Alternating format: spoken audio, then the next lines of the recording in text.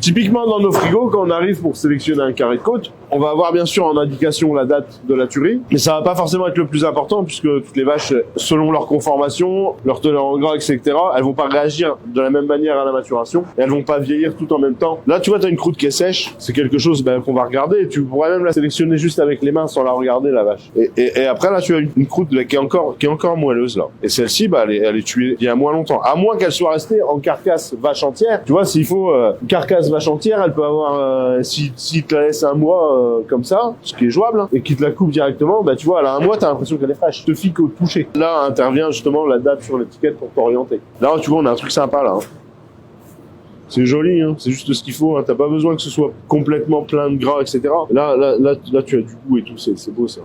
Mais en plus, tu sais ce qu'il disait hier, c'est que la blonde de Galice, c'est pas une race qui persille facilement. Non.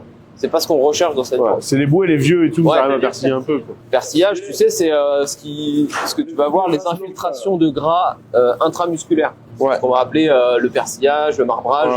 Voilà un peu. Toute l'infiltration. Infiltration.